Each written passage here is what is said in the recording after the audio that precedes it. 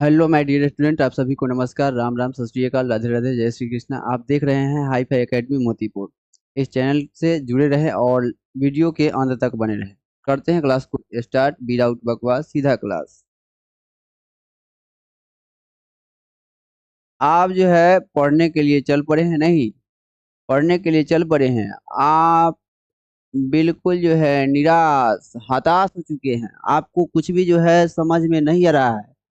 Coaching जा करके जो है परेशान हो चुके हैं। बिल्कुल जो है कुछ भी थोड़ा सा भी समझ में नहीं आ रहा है। तो आप लोगों से निवेदन है कि हाई फाई एकेडमी चैनल से जुड़िए, समझाया जाएगा। बिल्कुल जो है आसान तरीका से आप लोगों को समझाया जाएगा। इसलिए आप लोगों से निवेदन है कि वीडियो के अंत तक बने रहे। और इस प्रकार जो है निराश बैठने से नहीं होगा। आप जो है हाई फाई एकेडमी चैनल से जुड़िए और कॉपी कलम किताब ले करके बैठिए, तब जो है पढ़ाई का आएगा मजा। ठीक है, करते हैं क्लास को स्टार्ट। तो आज का चैप्टर है वास्तविक संख्या। चैप्टर 1, नंबर सिस्टम यानी संख्या पद्धति। हम लोग समझेंगे आज वास्तविक संख्या के बारे में। Types of types of number system, number system के पूरे प्रकार के बारे में समझेंगे। इसलिए वीडियो के अंत तक बने रहें। ध्यान दीजिए, एक नंबर है प्राकृत संख्या यानी नेचुरल नंबर, जिसको जो है एन से डिनोट करते हैं। नेचुरल नंबर को कौन चीज से डिनोट करते हैं? एन से। प्राकृत संख्या को कौन चीज से दर्शाते हैं? एन से। दर्शाना मतलब क्या होता है? दर्शाना का मतलब ही होता है डिनोट करना। दर्शाना का मतलब क्या होता है? डिनोट करना। ध्यान दीजिए, प्राकृत संख्या किसे कहते हैं? गिनती वाली संख्या को क्या कहते हैं? प्राकृत संख्या। गिनती वाली संख्या को प्राकृत संख्या, गिनती वाली संख्या को प्राकृत संख्या कहते हैं। और ध्यान दीजिए, जैसे 1 2 3 4 यह अनंत तक जाएगा नहीं। सबसे छोटी संख्या कितना है? 1। पूछा जाएगा सबसे छोटी प्राकृत संख्या कितना है? सबसे छोटी प्राकृत संख्या, सबसे छोटी प्राकृत संख्या कितना हो जाएगा? 1। अगर यही पूरा पूछा जाएगा सबसे बड़ी प्राकृत संख्या, सबसे बड़ी प्राकृत संख्या कितना हो जाएगा? अनंत। इसको इनफाइनाइट बोलते हैं। इसका मतलब होता है अनंत। क्या होता है? अनंत। इसका मतलब क्या होता है? अनंत।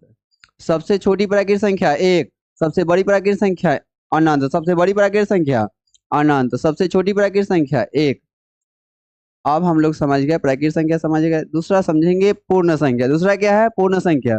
पूर्ण संख्या का मतलब ओल नंबर। ओल नंबर को कौन चीज से डिनोट करते हैं? डब्लू से। कौन चीज से डिनोट करते हैं? डब्लू से, कैपिटल डब्लू से। ठीक है, कैपिटल मतलब जो है बड़ा अक्षर। ठीक है। पूर्ण संख्या किसे कहते हैं? यदि हम प्राकृत संख्या के परिवार में जीरो को जोड़ देते हैं या शामिल कर दिया जाता है तो उसे हम पूर्ण संख्या कहते हैं।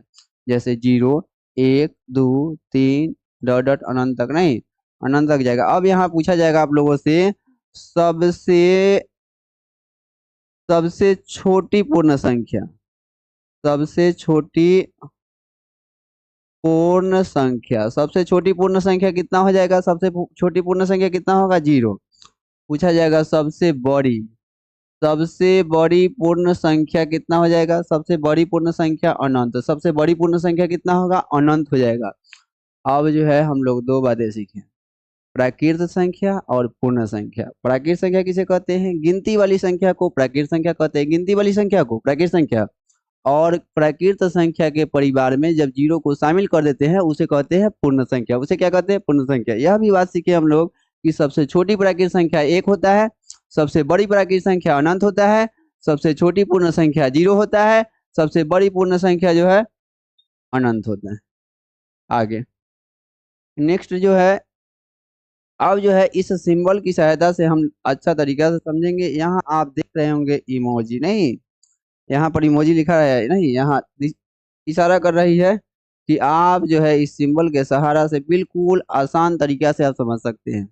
ध्यान दीजिए, यहाँ लिखा हुआ है नेचुरल नंबर, नहीं नेचुरल नंबर यानी जो है प्राकृत संख्या। प्राकृत संख्या, नेचुरल नंबर मतलब प्राकृत संख्या। ओल नंबर मतलब क्या होता है? पूर्ण संख्या। क्या होता है? पूर्ण संख्या। ओल नंबर मतलब क्या होता है? पूर्ण संख्या। अब एक से जो स्टार्ट होगा उसे हम क्या कहेंगे? प्राकृत संख्या। जीरो से स्टार्ट होगा उसे हम क्या कहेंगे? पूर्ण संख्या। उसे क्या कहते हैं? पूर्ण संख्या। एक से जो है स्टार्ट होता है उसे हम प्राकृत संख्या कहते हैं, जीरो से स्टार्ट होता है उसे हम पूर्ण संख्या कहते हैं। अब चलते हैं हम लोग आगे। नेक्स्ट नेक्स्ट हम लोग जान लेंगे प्रथम एन प्राकृत संख्या का योग ज्ञात कीजिए। प्रथम एन प्राकृत संख्या का योग ज्ञात करना सीखेंगे, प्रथम एन पूर्ण संख्या का योग ज्ञात करना सीखेंगे नहीं। प्रथम एन पूर्ण संख्या का योग का मतलब क्या होता है? एन का मतलब होता है नंबर, नंबर का मतलब होता है संख्या, नंबर का मतलब संख्या, यानी जो है 10 पूर्ण संख्या का योग, 10 प्राकृत संख्या के योग, 50 प्राकृत संख्या का योग, 20 प्राकृत संख्या का योग। कैसे हम लोग याद करेंगे? ध्यान दीजिए, यहाँ पर जो है सवाल दिया गया है 1 से 10 तक का योग क्या होगा, यानी n बराबर कितना हो जाएगा? 10। यहाँ पर लिखा रहेगा, आपको ऐसे भी सवाल रह सकता है प्रथम 10 प्राकृत संख्या का योग ज्ञात कीजिए, नहीं, या ऐसे भी रह सकता है 1 से 10 तक का योग ज्ञात कीजिए। बात दोनों जो है बराबर हुआ, ठीक है, दोनों जो है बात जो है इक्वल ही हुआ, ठीक है। तो हम लोग याद करेंगे प्रथम n प्राकृत संख्या का योग। प्रथम n प्राकृत संख्या का योग बराबर क्या होता है? प्रथम n प्राकृत संख्या, प्रथम n प्राकृत संख्या का योग बराबर, प्रथम n प्राकृत संख्या का योग बराबर होता है n इंटू n प्लस 1/2। प्रथम n प्राकृत संख्या का योग बराबर क्या होता है? n into n plus 1/2। अब बताइए, प्रथम n प्राकृत संख्या का योग बराबर n इंटू n प्लस 1/2 होता है। n का मान कितना है? n का मान 10 इंटू 10 प्लस 1 अब बटा हो जाएगा 2। 10 और 1 कितना होगा? 11। 10 गुना 11/2। 10 से 11 में गुना कीजिए, कितना हो जाएगा? 110, 110 होगा बट्टा 2। 2 से काटिए, कितना हो जाएगा? 55। कितना होगा? 55। इसका आंसर हो गया 55। अब जो है आपको किताबों का बोझा होगा कम, टोटल बोझा आपका हम उठा लेंगे। हम पूरा बिल्कुल जो है आपको अच्छा तरीका से समझ में आने वाला है, इसलिए आप लोगों से निवेदन है कि आप क्लास के अंत तक बने रहिए और ध्यान केंद्रित करके सुनिए पूरा बात को। बिल्कुल अच्छा तरीका से आपको नेचुरल नंबर समझ में आएगा, ठीक है। ध्यान दीजिए, तीसरा जो है पूर्णांक संख्या। पूर्णांक संख्या क्या कहते हैं? यानी इंटीजर्स नंबर किसे कहते हैं? इंटीजर्स नंबर को हम जेड से सूचित करते हैं। कौन से सूचित करते हैं? जेड से। अब हम जानेंगे, जब हम जो है प्राकृत संख्याओं में शून्य और ऋणात्मक संख्या को भी शामिल कर लेते हैं तो वे पूर्णांक संख्या कहलाती है। नहीं समझे? फिर से समझिए, पूर्णांक संख्या किसे कहते हैं? यानी इंटीजर्स नंबर जिसको जेड से डिनोट किया जाता है, यानी दर्शाया जाता है। जब हम प्राकृत संख्या के परिवार में शून्य को साथ साथ ऋणात्मक संख्या को, ऋणात्मक संख्या का मतलब क्या होता है? Negative numbers. नहीं समझे? निगेटिव नंबर मतलब क्या होता है? माइनस वाला जो संख्या रहता है, जैसे -1, -2, -3, -4, नहीं, तो उसे हम क्या कहते हैं? पूर्णांक संख्या कहते हैं। अब समझिए, इसको सूचित किया जाता है डी से, जेड से, सॉरी, जेड से। जेड बराबर हो जाएगा माइनस, नहीं, जेड बराबर देखिए -3, -2, -1, 0, 1, 2, 3। यहाँ यह जो है प्राकृत संख्या है, प्राकृत संख्या के परिवार में 0 और ऋणात्मक संख्या को शामिल कर दिया गया। इन तो इसके मिलने से यह बन गया पूर्णांक संख्या। क्या बन गया? पूर्णांक। 0 न तो धनात्मक संख्या है और न ही ऋणात्मक संख्या है, ठीक है। 0 न तो धनात्मक संख्या है और न ऋणात्मक संख्या है। ध्यान दीजिए, आप लोग समझ गए होंगे कि हम पूर्णांक संख्या किसे कहते हैं। पूर्णांक संख्या जब हम प्राकृत संख्या के परिवार में जो है शून्य को और जो है ऋणात्मक संख्या को शामिल कर देते हैं उसे हम पूर्णांक संख्या कहते हैं, नहीं। और जो है देखिए, ध्यान दीजिए, प्राकृत संख्या के परिवार में जो है ऋणात्मक संख्या को शामिल किए हैं, इसी संख्या को हम क्या कहेंगे? इसी पूरा टोटल संख्या को हम क्या कहेंगे? ये टोटल संख्या को हम कहेंगे पूर्णांक संख्या। कौन सी संख्या कहेंगे? पूर्णांक संख्या। नेक्स्ट नेक्स्ट है परिमेय संख्या। अब हम लोग सीखेंगे परिमेय संख्या किसे कहते हैं। परिमेय संख्या किसे कहते हैं? परिमेय संख्या, नहीं, जिन्हें हम p/q के रूप में लिखा जा सके, नहीं। परिमेय संख्या का मतलब रेशनल नंबर, इसको जो है q से डिनोट करते हैं। कौन चीज से डिनोट करते हैं? क्यू से। परिमेय संख्या मतलब रेशनल नंबर, इसको जो है कैपिटल क्यू से डिनोट करते हैं। अब ध्यान दीजिए, यहाँ जो है जहाँ Q naught is equal to zero, यानी क्यू का मान जीरो नहीं होना चाहिए। जैसे ध्यान दीजिए, जैसे जो है 3, 5 इस प्रकार संख्या लिखा गया, नहीं समझे अभी तक? पी बाई क्यू का मतलब क्या होता है? जैसे मान लीजिए यहाँ लिखा गया है 3, तो इसके बट्टा में 1 लुप्त है, तो यह 3/1 जो है पी बाई क्यू के रूप में हो गया। तो जो संख्या पी बाई क्यू के रूप का होगा वह परिमेय संख्या होगा। फिर से ध्यान दीजिए, आपसे पूछा जाएगा कि पाई जो है परिमेय संख्या की अपरिमेय संख्या, तो यह जो है अपरिमेय संख्या है, क्योंकि इसको जो है हम पी बाई क्यू के रूप में नहीं लिख सकते। जिसे जो है पी बाई क्यू के रूप में नहीं लिख सकते वह अपरिमेय संख्या होगा। जिसे हम पी बाई क्यू के रूप में नहीं लिख सकते उसे हम अपरिमेय संख्या कहते हैं। ध्यान दीजिए, यह कौन संख्या है? अपरिमेय संख्या। कौन संख्या है? अपरिमेय संख्या। लेकिन पाई का मान 22/7 जब लिख देगा तब पूछा जाएगा कि यह परिमेय संख्या होगा कि अपरिमेय संख्या, तब यह परिमेय संख्या होगा। कौन संख्या होगा? परिमेय संख्या। अब ध्यान दीजिए, अगर जो है मान लीजिए आपसे पूछा जाएगा रूट 16 जो है परिमेय संख्या क्या परिमेय संख्या था? जिस संख्या का वर्ग निकल सकता है, ज्ञात किया जा सकता है, वह परिमेय संख्या होगा, यानी वर्ग कर सकते हैं। तो इसका आ जाएगा 4, तो इसे हम क्या कहेंगे? इसे हम कहेंगे परिमेय संख्या। यहाँ हम लिखेंगे रूट 8, तो रूट 8 का जो है हम जो है रूट से बाहर नहीं निकाल सकते, नहीं इसको, इसका वर्ग नहीं हो सकता। इसका होगा 2√2, 2 दूना 4, 4 दूना 8 हो जाएगा, नहीं तो इसका वर्ग नहीं हो सकता। जिसका वर्ग नहीं हो सकता है वह संख्या अपरिमेय संख्या होगा। कौन संख्या होगा? अपरिमेय संख्या होगा। अब ध्यान दीजिए, अपरिमेय संख्या यहाँ पर लिखा हुआ है, यानी इरेशनल नंबर, नहीं इरेशनल नंबर जिसको जो है हम आई से डिनोट करते हैं, जिन्हें पी बाई क्यू के रूप में नहीं लिखा जा सकता है। अभी हम लोग समझे हैं कि जिसे पी बाई क्यू के रूप में नहीं लिखा जा सकता है उसे हम जो है अपरिमेय संख्या कहते हैं। जैसे √2, √5, √13, इसको देखिए, ध्यान दीजिए, यह पाई, यह सभी संख्या जो है अपरिमेय संख्या है, यानी इसका वर्ग नहीं निकल सकता। जिन संख्याओं का वर्ग नहीं निकल सकता है वह संख्या अपरिमेय संख्या होगा। जिन संख्याओं का वर्ग नहीं निकल सकता है वह संख्या कौन संख्या होगा? अपरिमेय संख्या होगा। नेक्स्ट, ओफ, आप जो है बहुत है गुस्सा में। ध्यान दीजिए, अभी भी आपको अगर समझ में कोई डाउट हो है तो डाउट को आपका क्लियर करते हैं, ठीक है? यहाँ पर ज्यादा चिल्लाने की जरूरत नहीं है।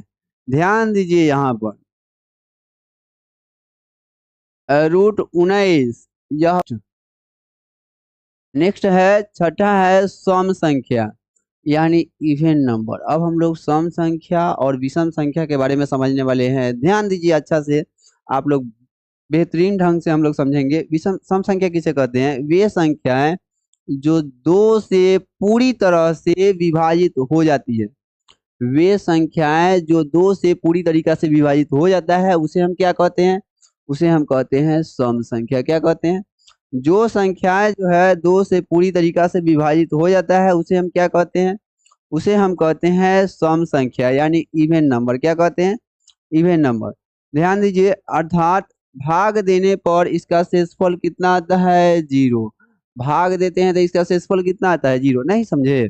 ध्यान दीजिए, मान लीजिए यहाँ जो है 8 है और 8 में 2 से भाग देंगे, 2 चौका कितना होगा?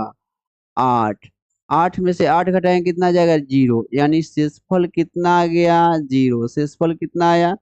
0 आ गया। शेषफल कितना आ गया? 0। जब जो है जिन संख्याओं का शेषफल अगर 0 आ जाता है, वह सभी संख्या जो है 2 से भाग देने पर जिन संख्याओं का जो है शेषफल अगर 0 आ जाता है वह सभी संख्या इवन नंबर होगा, यानी सम संख्या होगा। कौन संख्या होगा? सम संख्या।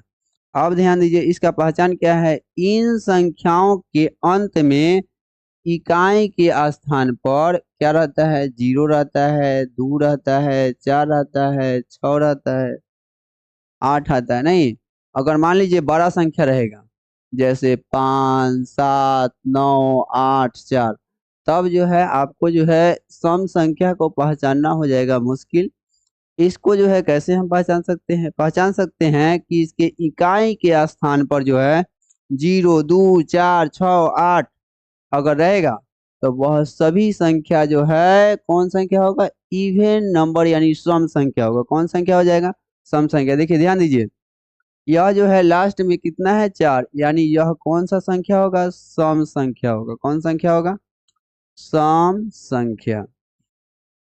अब हम लोग समझेंगे सामान्य रूप, इसका जो है जनरल फॉर्म क्या होता है। मान लीजिए आपसे कहा जाएगा प्रथम 10 सम संख्याओं का योग ज्ञात कीजिए। कैसे ज्ञात कीजिएगा, या जो है औसत ज्ञात कीजिए। सामान्य रूप यानी जनरल फॉर्म, इसका जनरल फॉर्म कितना होता है 2n, ठीक है, जहां n एक पूर्णांक है। उदाहरण अनुसार जैसे 2 4 10 26 इत्यादि। अब समझिए विषम संख्या। सम संख्या समझ गए, अब समझिए विषम संख्या। विषम संख्या सम संख्या और विषम संख्या का योग और औसत एक साथ ही आप लोगों को सिखाने वाले हैं, इसलिए वीडियो के अंत तक बने रहे। वीडियो के अंत तक बने रहिएगा, बेहतरीन तरीका से आपको समझ में आएगा।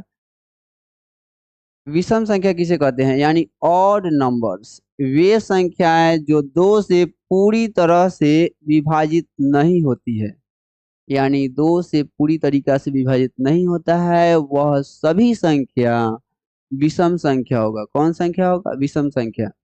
जो जो संख्याएं जो है 2 से पूरी तरीका से विभाजित नहीं होती है उसे हम विषम संख्या कहते हैं, अर्थात भाग देने पर शेषफल 1 बचता हो, उन्हें हम विषम संख्या कहते हैं। क्या कहते हैं, विषम संख्या। इसका पहचान क्या है, इन संख्याओं के अंत में इकाई के स्थान पर 1 3 5 7 या 9 आता है। नहीं समझे, फिर से समझिए। पहचान इसका क्या है, इन संख्याओं के अगर जो है विषम संख्या को हमको समझना है तो विषम संख्या के अंत में जो है 1 3 5 7 9, 1 3 5 7 9 आता है। इकाई के स्थान पर अगर जो है 1 3 5 7 9 आता है तो वह सभी संख्या जो है कौन संख्या हो जाएगा, विषम संख्या होगा। कौन संख्या होगा, इसका सामान्य रूप यानी जनरल फॉर्म क्या होता है 2n+1 या 2n-1। उदाहरण अनुसार 1 3 7 15 29 351, यह सभी संख्याएं जो है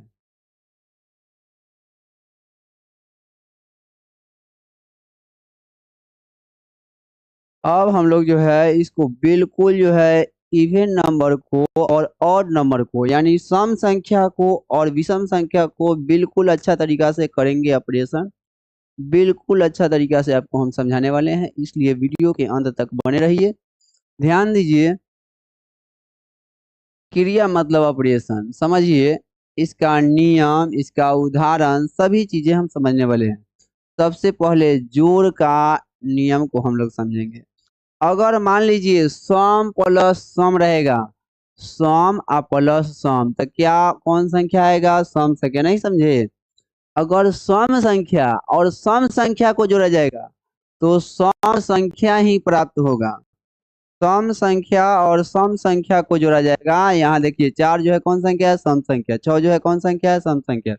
हम कैसे जान रहे हैं कि वह संख्या सम संख्या है, हम लोग अभी पढ़े हैं कि जिसके लास्ट में 0 रहेगा, 2 रहेगा, 4 रहेगा, 6 रहेगा, 8 रहेगा, वह सभी संख्या सम संख्या होगा। वह सभी संख्या कौन संख्या होगा, सम संख्या। जिसके लास्ट में 1 रहेगा, 3 रहेगा, 5 रहेगा, 7 रहेगा या 9 रहेगा, वह सभी संख्या कौन संख्या हो जाएगा, विषम संख्या। वह सभी संख्या हो जाएगा विषम संख्या। यानी सम संख्या सम संख्या को ऐड करने पर सम संख्या आता है। 4 भी सम संख्या, 6 भी सम संख्या, दोनों को ऐड किए कौन संख्या आ गया, सम संख्या, 10 आ गया। नहीं, और एक विषम संख्या लीजिए और फिर विषम संख्या, दोनों अगर विषम संख्या है तो वह कौन संख्या आएगा, तब सम संख्या आएगी। जैसे देखिए 3 विषम संख्या है, 5 यह कौन संख्या है, विषम संख्या। कौन सा संख्या आ रहा है, सम संख्या। कौन संख्या आ रहा है, सम संख्या आ रहा है। अब समझिए सम संख्या ऐड करने पर जो है क्या आता है, सम संख्या। विषम संख्या को जोड़ने पर क्या आएगा, सम संख्या। एक वो सम संख्या रहेगा और एक विषम संख्या, एक सम संख्या एक विषम संख्या को जोड़ने पर कौन संख्या आएगा, विषम संख्या आएगा। जैसे 4 प्लस 3 7 आ गया, 7 कौन सा संख्या, विषम संख्या। कौन संख्या है, विषम संख्या। 7 जो है कौन संख्या है, विषम संख्या। यह कौन संख्या था, सम संख्या। अब हम लोग समझ गए गुणा का ऑपरेशन, जोड़ का ऑपरेशन। अब हम लोग समझेंगे गुणा का ऑपरेशन करेंगे, ठीक है। ध्यान दीजिए, गुणा का यानी मल्टीप्लाइकेशन। सम संख्या का जब गुना करते हैं तो कौन संख्या आता है, सम संख्या। जैसे 2 जो है सम संख्या, 4 भी सम संख्या। 2 से 4 में गुना करेंगे कितना आ गया, 8। और विषम संख्या को विषम संख्या से गुना करने पर कौन संख्या आता है, विषम संख्या। 3 गुना 5 कितना आ गया, 15। गुना करने पर विषम संख्या को विषम संख्या से विषम संख्या में गुना करने पर कौन संख्या आ रहा है, विषम संख्या आ रहा है। लेकिन जोड़ने पर विषम संख्या को विषम संख्या प्लस विषम संख्या करने से सम संख्या आ रहा है, जबकि गुना करने से विषम संख्या नहीं है, ठीक है। यहाँ ध्यान दीजिए, अब यह समझ गया। अब समझिए सम संख्या और विषम संख्या। जब सम संख्या को विषम संख्या से गुना किया जाएगा, एक सम संख्या रहेगा एक विषम संख्या। जैसे दो जो है सम संख्या है और 3 जो है विषम संख्या है, तो सम संख्या से विषम संख्या में गुना किया जा रहा है, कौन संख्या आ गया, कौन संख्या आ गया, सम संख्या। 6 जो है कौन सा संख्या है, सम संख्या। कौन संख्या है, सम संख्या। यानी सम संख्या को विषम संख्या से गुना करने पर कौन सा संख्या आता है, सम संख्या आता है। आप लोग बिल्कुल जो है, मुझे उम्मीद है कि बहुत अच्छा तरीका से जो है आप लोग समझ रहे होंगे। बहुत अच्छा तरीका से आप लोग को समझ में ही भी आ रहा है। और मुझे उस स्टूडेंट तक पहुंचाने की कोशिश कीजिए जो स्टूडेंट जो है मैथ से बिल्कुल जो है पीड़ित है, उसको जो है बहुत हम अच्छा तरीका से सिखाने वाले हैं। इसलिए आप लोगों से निवेदन है, वीडियो को अधिक से अधिक शेयर कीजिए और उन स्टूडेंट तक मुझे पहुंचाने की कोशिश कीजिए। आ गया। हाँ, यह बात जो है भूलिएगा नहीं, यह तो आप लोग भूलिए जाते हैं। आप जो है सब्सक्राइब करना बिल्कुल नहीं भूलिएगा। ध्यान दीजिए, याद रखने योग्य बात है। सबसे छोटी विषम संख्या कितना होगा, 1। सबसे छोटी विषम संख्या 1। 0 0 गणितीय रूप से 0 को एक सम संख्या माना जाता है। गणितीय रूप में जो है 0 को कौन सी माना जाता है, सम संख्या। लेकिन सबसे छोटी सम संख्या, लेकिन जो है ऐसे जो है वैज्ञानिक तौर पर जो है प्राकृत संख्या में 0 को काउंटिंग किया जाता है, जबकि गणितीय तौर पर नहीं होगा, ठीक है। सबसे छोटी सम संख्या कितना होगा, 2। सबसे छोटी सम संख्या 2 धनात्मक पूर्णांक में, ठीक है। सबसे छोटी सम संख्या धनात्मक पूर्णांक में कितना हो जाएगा, 2। अब हम लोग समझेंगे संख्या के प्रकार।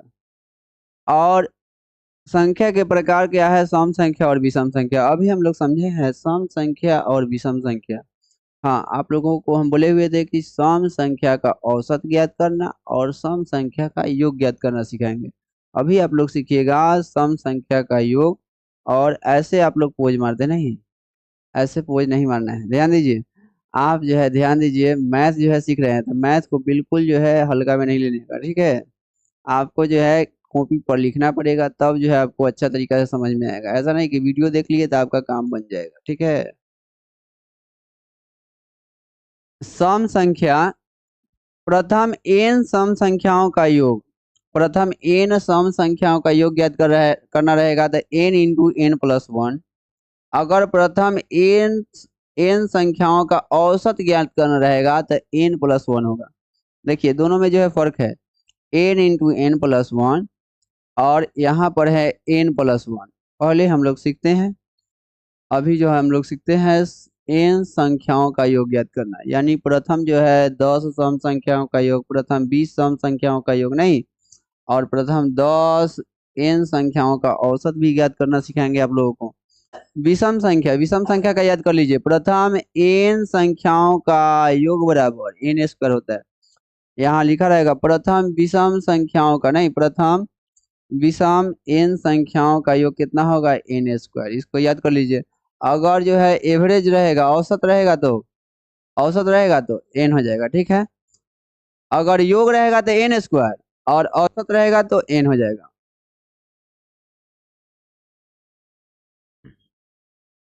प्रथम 5 सम संख्याओं का योग और औसत ज्ञात करें। दोनों एक साथ ज्ञात करना सीखेंगे। अभी हम लोग सीखे हैं कि प्रथम प्रथम n सम संख्या का योग n इंटू n प्लस 1 होता है। अब इसी जो है फॉर्मूला पर हम लोग ज्ञात कीजिए। प्रथम n सम संख्या का योग, प्रथम n सम संख्या का योग क्या होता है, n into n plus 1, n into n plus 1 हो जाएगा। अब बताइए n का मान कितना है, n का मान कितना है, n का मान यहाँ 5 हो जाएगा। कितना होगा, 5। तो 5 इंटू 5 प्लस 1, 5 5 एक कितना होगा, 6। गुना में बदल जाएगा, ब्रैकेट से जैसे निकलेगा वह गुना में बदलेगा। 5 एक कितना हो जाएगा, 6। 5 से जब 6 में गुना करेंगे कितना आएगा, 5 6 30, 5 6 कितना हो जाएगा, 30।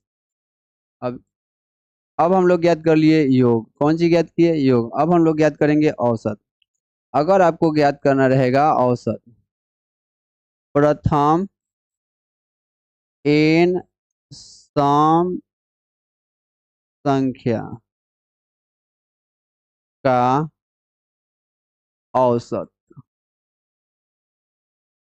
औसत बराबर क्या होता है, n प्लस 1। क्या होता है, औसत बराबर क्या होता है, n प्लस 1। अब बताइए n का मान कितना है, n का मान यही जो है 10 5 8 जितना भी रहेगा, 50 जितना भी रहेगा, नहीं, जितना भी रहेगा, जितना भी संख्या का अगर हमको जो है योग ज्ञात करना रहेगा, यहाँ पर यह सभी संख्या जो है n का मान हो जाएगा। कितना का मान हो जाएगा, n का मान। यहाँ 5 दिया हुआ है तो n का मान हो जाएगा 5 और प्लस 1। 5 और 1 कितना हो गया, 6। यही हो गया आंसर, ठीक है। बहुत अच्छा। आप जो है यह सीख करके जो है आप जो है इस प्रकार का इमोजी भेजिए। नहीं, बहुत जो है हंस रहे होंगे, नहीं, ध्यान दीजिए। अच्छा तरीका से बिल्कुल जो है बेहतर।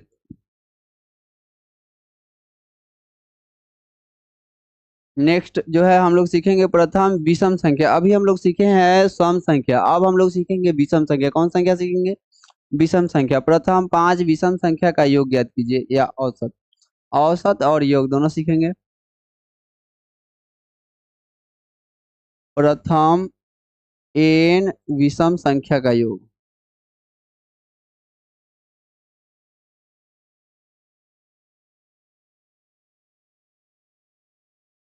कहना उड़ रहा है।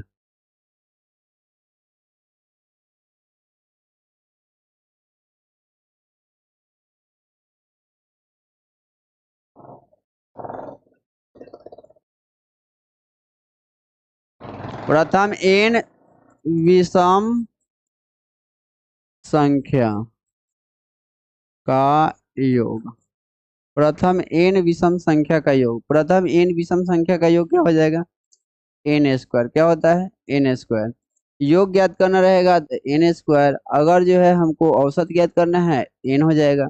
ध्यान दीजिए, योग ज्ञात करना है n स्क्वायर हो जाएगा। n का मान कितना हो जाएगा, 5। n का मान कितना हो जाएगा, 5।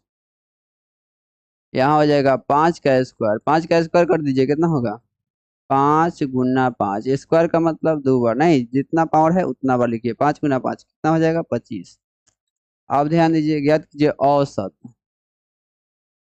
औसत औसत बराबर क्या होगा, n, नहीं, यानी जो है 5 विषम संख्या का जो है औसत कितना होगा, 5 हो जाएगा। 5 विषम संख्या का औसत कितना हो जाएगा, 5। नेक्स्ट अब हम लोग समझेंगे अभाज्य संख्या। बिल्कुल जो है आपको हम सम संख्या और विषम संख्या जो है बेहतरीन तरीका से समझाएं। यह सभी संख्याएं, जो भी संख्या समझे हैं उसको एक बार अच्छा तरीका से जो है कॉपी में लिख लीजिए और उसका रिवीजन कीजिए। बिल्कुल जो है बेहतरीन ढंग से आपको समझ में आएगा। अब हम लोग समझेंगे अभाज्य संख्या यानी प्राइम नंबर्स। अभाज्य संख्या किसे कहते हैं? वे संख्याएं जिनके सिर्फ दो गुणनखंड होते हैं, यानी वैसी संख्या जिसके दो गुणनखंड हो, एक और वह स्वयं। ठीक है, ऐसी संख्या को हम अभाज्य संख्या कहते हैं। नहीं, ये किसी ये जो है किसी और संख्या से विभाजित नहीं होती है, यानी जो है अभाज्य संख्या जो है वह एक से और समय से विभाजित होती है, इसके अलावा किसी अन्य संख्या से विभाजित नहीं होती है। उसे हम अभाज्य संख्या कहते हैं। उसे हम क्या कहते हैं? अभाज्य संख्या।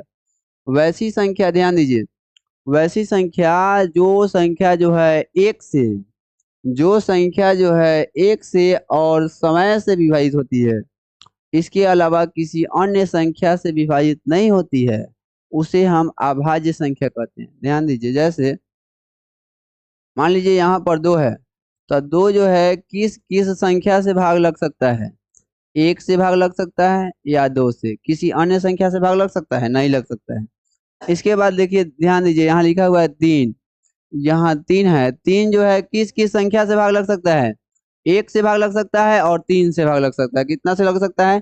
एक और तीन से लग सकता है, इसके अलावा किसी अन्य संख्या से भाग नहीं लग सकता है, तो उसे हम क्या कहते हैं? अभाज्य संख्या कहते हैं। यहाँ ध्यान दीजिए, यहाँ लिखा हुआ है पाँच, तब पाँच लिखा हुआ है, पाँच जो है कितना कितना से भाग लगेगा? एक से भाग लग सकता है, पाँच से भाग लग सकता है, इसके अलावा किसी अन्य संख्या से भाग नहीं लग सकता। इसके बाद दिया हुआ है सात, सात जो है वह कितना से भाग लग सकता है? एक से लगेगा, सात से, यानी वह सभी संख्याएं जो संख्या एक से और स्वयं से यानी खुद से भाग लगेगा, उस सभी संख्या को अभाज्य संख्या कहते हैं। इसके अलावा किसी अन्य संख्या से विभाज्य नहीं होगा, यानी भाग नहीं लगेगा, वह सभी संख्या अभाज्य संख्या होगा। कौन संख्या होगा? अभाज्य संख्या। अब ध्यान दीजिए, विशेष तथ्य हैं। सबसे छोटी अभाज्य संख्या कितना होता है? अगर आपसे पूछा जाएगा कि सबसे छोटी अभाज्य संख्या, तो सबसे छोटी अभाज्य संख्या कितना होता है? दो। दो जो है सबसे छोटी अभाज्य संख्या है, एकमात्र सम संख्या है, सम अभाज्य संख्या। पूछा जाएगा एकमात्र सम अभाज्य संख्या है, कितना है? तो दो। एकमात्र सम अभाज्य संख्या है, वह कौन संख्या है? तो दो। ठीक है, एक से 100 तक के बीच कुल कितना अभाज्य संख्या होगा? 25। एक से 100 तक के बीच कुल कितना अभाज्य संख्या होगा? 25। एक से 100 तक के बीच कुल कितना अभाज्य संख्या होता है? 25। नेक्स्ट समझिए, अब हम लोग समझेंगे भाज्य संख्या। अभाज्य संख्या को बिल्कुल अच्छा तरीका से आप लोग समझे। अब समझिए भाज्य संख्या। भाज्य संख्या किसे कहते हैं? यानी कंपोजिट नंबर्स। कौन सी है? कंपोजिट नंबर किसे कहते हैं? कंपोजिट नंबर यानी जो है वे संख्याएं जिनके दो से अधिक गुणनखंड होते हैं, जिनके दो से अधिक गुणनखंड होते हैं। यहाँ जो है लाइक का चिन्ह है, आप जो है वीडियो को कीजिए लाइक, ठीक है, और चैनल को कीजिए सब्सक्राइब, और अपने दोस्तों तक वीडियो को कीजिए शेयर, और उन स्टूडेंट तक पहुंचाने की कोशिश कीजिए जिसको जो है मैथ से बिल्कुल जो है पीड़ित है। ठीक है, तो आप लोग जो है, मुझे विश्वास है कि आप लोग यह सभी काम जो को करेंगे। अब हम लोग समझिए भाज्य संख्या। भाज्य संख्या किसे कहते हैं? वे संख्याएं जिनके दो से अधिक गुणनखंड होते हैं, यानी जो एक और समय के अलावा किसी और संख्या से विभाजित हो जाए। मतलब जो है किसी और संख्या से एक और समय के अलावा किसी अन्य संख्या से अगर विभाज्य हो जाता है, वह सभी संख्या भाज्य संख्या होगा। नहीं समझे? फिर से समझिए। एक से और समय से, समय का मतलब खुद, और इसके अलावा किसी अन्य संख्या से भाग अगर लग जाता है, तो वह सभी संख्या कंपोजिट नंबर यानी भाज्य संख्या होगा। उदाहरण समझिए, जैसे 4, 6, 8, 9, 10। नहीं समझ रहे हैं? ध्यान दीजिए, 4, यह देखिए कितना कितना से भाग लग सकता है? यह भाग लग सकता है एक से, 4 से, इसके अलावा जो है कितना से भाग लग सकता है? 2 से। इसके अलावा जो है 2 से भाग लग रहा है। नहीं, सब परिभाषा इसका यही है कि एक से और स्वयं के अलावा किसी अन्य संख्या से अगर भाग लगेगा तो वह सभी संख्या भाज्य संख्या होगा। अभाज्य संख्या क्या था? एक से और समय के अलावा किसी अन्य संख्या से भाग नहीं लगना चाहिए, जबकि जो है इसमें भाग लगना चाहिए। एक और स्वयं के अलावा किसी अन्य संख्या से अगर भाग लगता है तो वह सभी संख्या कौन संख्या हो जाएगा? भाज्य संख्या होगा। जैसे देखिए यहाँ लिखा हुआ है 6, तो 6 जो है जैसे देखिए 2 से और 1 से लगेगा नहीं। 2 जो है किस किस संख्या से जो है भाग लग सकता है? 6 जो है किस किस संख्या से भाग लग सकता है? 1 से भाग लगेगा और स्वयं से लगेगा, इसके अलावा किसी अन्य संख्या से भी भाग लग सकता है। 2 3 नहीं, इस सभी संख्या से भाग लग सकता है। यानी जो है एक और स्वयं के अलावा किसी अन्य संख्या से भाग लग रहा है तो वह सभी संख्या कौन संख्या हो जाएगा? भाज्य संख्या होगा। यहाँ पर लिखा हुआ है 8। 8 बताइए कौन कौन संख्या से भाग लग सकता है? 1 से लग सकता है, 8 से लग सकता है, इसके अलावा किस किस संख्या से लग सकता है? 2 से लग सकता है। और किस संख्या से लग सकता है? और किस संख्या से लग सकता है? और जो है 4 से लग सकता है नहीं, और कोई संख्या से लग सकता है, यानी इतना संख्या से लग सकता है। यानी मेरे कहने का मतलब है जो भी संख्या हो नहीं, वह सभी संख्या भाज्य संख्या होगा। जो संख्या जो है स्वयं, एक और स्वयं के अलावे, वह सभी संख्या जो है एक और स्वयं के अलावे किसी अन्य संख्या से भी अगर भाग लगता है तो वह सभी संख्या भाज्य संख्या होगा। वह सभी संख्या कौन संख्या हो जाएगा? भाज्य संख्या हो जाएगा। विशेष तथ्य समझिए, सबसे छोटी भाज्य संख्या कितना होगा? 4। सबसे छोटी भाज्य संख्या कितना होगा? 4। सबसे छोटी भाज्य संख्या 4। 9 सबसे छोटी विषम भाज्य संख्या है। अगर कहेगा सबसे छोटी विषम भाज्य संख्या, इसमें कौन सी लग गया? विषम, मतलब सम नहीं चाहिए, विषम चाहिए नहीं। तो विषम संख्या, सबसे छोटी विषम भाज्य संख्या कौन संख्या हो जाएगा? 9। सबसे छोटी विषम भाज्य संख्या कौन संख्या हो जाएगा? 9। अब हम लोग समझ गए भाज्य संख्या और अभाज्य संख्या। अभी तक किन किन संख्याओं को समझे हैं? अभी तक जो है हम लोग समझे हैं प्राकृत संख्या, पूर्ण संख्या, उसके बाद समझे पूर्णांक संख्या, परिमेय संख्या, अपरिमेय संख्या, उसके बाद सम संख्या, विषम संख्या, उसके बाद भाज्य संख्या, अभाज्य संख्या। यानी इतना संख्याओं को समझ गए। इसके बाद हम लोग समझेंगे सह अभाज्य संख्या, यानी 9 संख्याओं को हम लोग समझ चुके हैं। 10वां है सह अभाज्य संख्या। सह अभाज्य संख्या किसे कहते हैं? ऐसी संख्याएं जिनका 2 महत्तम समापवर्तक केवल 1 हो, यानी जिसका HCF 1 हो, उन्हें हम सह अभाज्य संख्या कहते हैं। नहीं समझ में आया? फिर से समझिए। मतलब 2 संख्याओं का ऐसा पेयर जो 1 से, और जो 2 संख्याओं का ऐसा पेयर जिसको जो है HCF निकालने पर HCF अगर 1 आता हो, 2 संख्याओं का ऐसा पेयर जिसका जो है HCF अगर 1 आता हो, यानी मौसा 1 आता हो, उसे हम सह अभाज्य संख्या कहते हैं। 2 संख्याओं का ऐसा पेयर जिसे जो है, जिसका मौसा जो है 1 आता हो, यानी HCF 1 आता हो, उसे हम क्या कहते हैं? सह अभाज्य संख्या कहते हैं। उदाहरण जैसे जो है 14 15 है, आप इसको जब भाग दीजिएगा तो इसका जो है मौसा 1 आएगा। ध्यान दीजिए कैसे, यहाँ मान लीजिए 15 है, 15 का जो है निकालिए मौसा, 14 से भाग दीजिए, 14 है कम 14। अब जो है 5 में से 4 घटेगा, कितना होगा? 1। 1 में से 1 घटेगा, 0, कट गया। अब यहाँ जो है 14 उतर जाएगा। 1 से भाग दीजिए, कितना मरतबे लगेगा?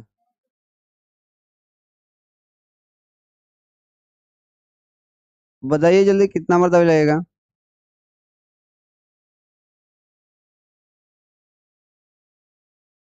कितना मरतबे लग जाएगा? 14 मरतबे। 14 मरतबे लगेगा, कट गया। इसका HCF कितना आ गया? HCF कितना आ गया? इसका HCF आ गया 1।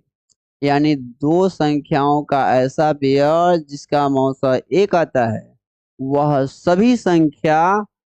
सभी संख्या सह अभाज्य संख्या होगा, यानी को प्राइम नंबर्स होगा। इतना ही पर क्लास हो गया समाप्त। फिर मिलेंगे नेक्स्ट वीडियो में। Bye, take care, love you all for this watching video.